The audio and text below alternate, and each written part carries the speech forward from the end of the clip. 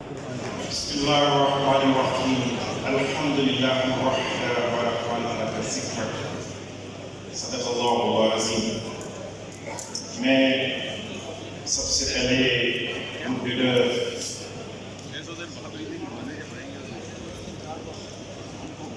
شاہد غفور خواجہ صاحب اور چیئرمین شیخ ندیم صاحب، وائس چیئرمین شیخ عابد صاحب، ان کا شکریہ ادا کرتا ہوں کہ انہوں نے مجھے اس قابل سمجھا اور مجھے سینئر وائس پریزیڈنٹ RCSTSI کے لیے منتخب کیا، نومینیٹ کیا.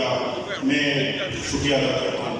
یقیناً میرے رب کے کرم کے ساتھ اس میں میرے والدین اور میرے اساتذہ کا بہت بڑا ہاتھ ہے کہ آج میں آپ کے سامنے یہاں پہ کھڑا ہوں.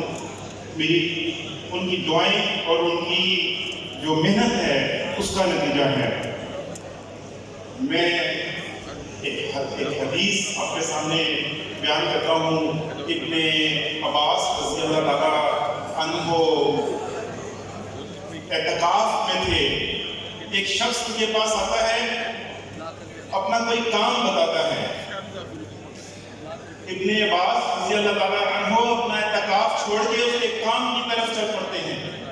صحابہ کرام پوچھتے ہیں کہ آپ تو اعتکاف کی حالت میں ہیں، تو آپ کا تو اعتکاف ٹوٹ جائے گا.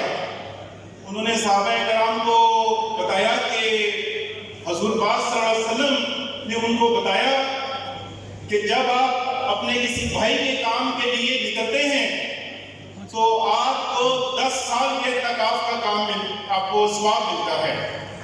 تو ہم بھی انشاءاللہ اپنے بھائیوں تاجر بھائیوں کے لیے انشاءاللہ ثواب کی نیت سے بھی نکلیں گے اور ان کی مدد کی نیت سے بھی نکلیں گے. قرآن میں سورہ المائدہ آیت 2 میں اللہ تعالیٰ فرما رہے ہیں کہ اپنے بھائیوں کی مدد کے لیے نکلا کرو. تو جب اللہ اور اس کا رسول فرما رہے ہیں تو ہمیں یقیناً اس کام میں پہل کرنی چاہیے. ایک اور روایت کی ہے کہ جب آپ اپنے بھائیوں کے کام کے لیے نکلتے ہیں تو آپ کے کام اللہ تعالیٰ کے حوالے ہو جاتے ہیں. اللہ تعالیٰ کے فرشتے جو ہیں وہ اس کام پہ لگ جاتے ہیں. تو جب میرا کام اللہ کے فرشتے کریں گے تو مجھے خوشی ہوگی اپنے بھائیوں کے کام کے لیے نکلتے ہوئے. میں یہاں پر آپ کو بتانا چاہوں گا، زیادہ لمبی بات نہیں کر سکتا، مجھے پتہ ہے ٹائم زیادہ ہو گئے ہیں.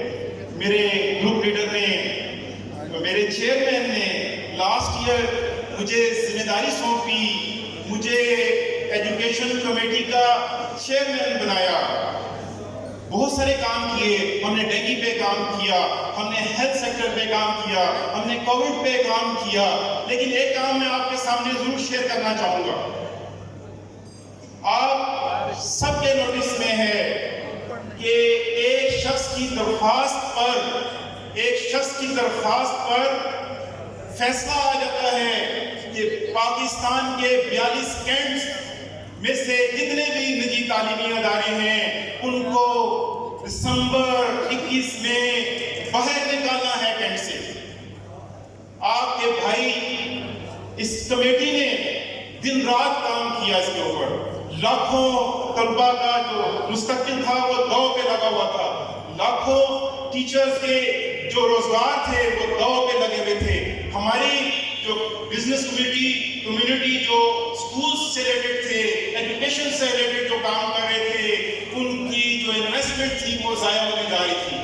ہم نے یہاں پہ میرے ابرار صاحب تشریف رکھتے ہیں. ہماری کمیٹی نے بہت زبردست پلاننگ کی. پہلی پلاننگ تو یہ تھی کہ 42 کینٹس کو ایک جگہ پر اکٹھا کرنا ہے. 80 سے زیادہ ایجوکیشنل جو تنظیمیں ہیں پاکستان میں کام کر رہی ہیں، سب کو ایک پیج پہ لانا تھا. الحمدللہ سب ایک پیج پہ آئے. انہوں نے کہا جو فیصلہ آپ کو ہوگا وہ ہمارا فیصلہ ہوگا. سیکنڈ،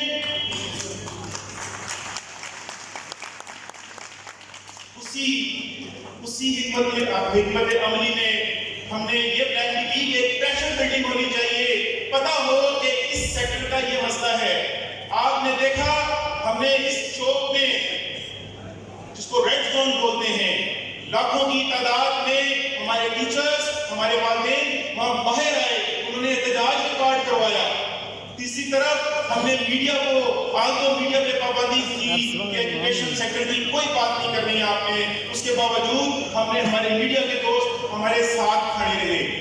اس کے ساتھ ساتھ دیکھیں جو بڑے انسٹیٹیوشن تھے نا، جیسے ہی ان کے پاس یہ لیٹر آیا، انہوں نے اپنی زمین، اپنی لینڈ جو تھی کینٹ سے باہر خرید دی۔ انہیں پرابلم نہیں تھا، پرابلم تھا تو ہمارے چھوٹے تاجر کو پرابلم تھا، پرابلم تھا تو ہمارے چھوٹے انسٹیٹیوشن کو پرابلم تھا، جو 2000 روپے 3000 روپے فی لے کے تو ہمارے اسٹوڈنٹس کو وہ تعلیم اور تربیت دے رہے ہیں، ہمیں ان کا سوچنا تھا۔ ہم نے بڑے بڑے وکیل کرنے تھے، سپریم کورٹ جانا تھا۔ ایک وکیل کی جو فیس تھی 50 لاکھ سے لے کے 1 کروڑ تک تھی۔ الحمدللہ ایک ٹیم ورک تھا اور ایک وکیل کی 1 کروڑ روپیہ فیس ہم نے کی۔ 16 وکیل الحمدللہ ہم نے سپریم کورٹ کے تیار کیے۔ ہم عدالت میں جاتے ہیں، پہلی حاضری ہوتی ہے، لائن میں وکیل کھڑے ہوئے ہیں۔ پہلا وکیل ہمارا حامد خان صاحب، ویل نون وکیل، 15 منٹ بات کرتے ہیں اور فیصلہ کیا آتا ہے، وَتُعِزُّ مَن تَشَاءُ وَتُذِلُّ مَن تَشَاءُ۔ آج سارے اسکول کالجز کینٹ میں اپنے اپنے کام کر رہے ہیں، آپ کے بچے اسکول کالجز میں تعلیم و تربیت لے رہے ہیں۔ اس کے ساتھ ساتھ صرف اسکول کا مسئلہ نہیں تھا، اس فیصلے میں یہ لکھا ہوا تھا پاکستان کے سارے کینٹس کے اندر، تمام کینٹس کے اندر ایسے تاجر، ایسے دکاندار، ایسے بیوٹی پارلر، ایسے ہاسپٹل جو کہ کینٹ میں کام کر رہے ہیں، ان کو بھی کینٹ سے باہر جانا ہوگا، کمرشل بلڈنگز میں جانا ہوگا۔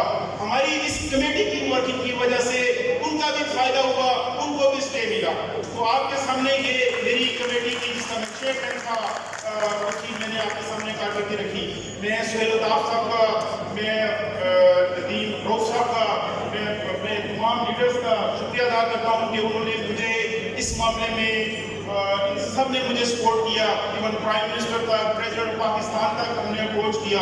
تو انشاءاللہ تعالیٰ جو اسمال چیمبر کے، Rawalpindi chamber of small traders and small industry, chamber small نہیں ہے، اسمال ٹریڈرز کا یہ چیمبر ہے، چھوٹے تاجروں کا یہ چیمبر ہے۔ انشاءاللہ تعالیٰ اپنی پوری کوشش کریں گے، ہمارے اندر جتنی انرجیز ہیں ٹیم ورک کریں گے انشاءاللہ تعالیٰ، اور اس چیمبر کا بھی نام روشن کریں گے انشاءاللہ تعالیٰ، اپنے لیڈرز کا بھی نام روشن کریں گے اور ورکنگ کریں گے۔ آپ سب کا بہت شکریہ۔ السلام علیکم۔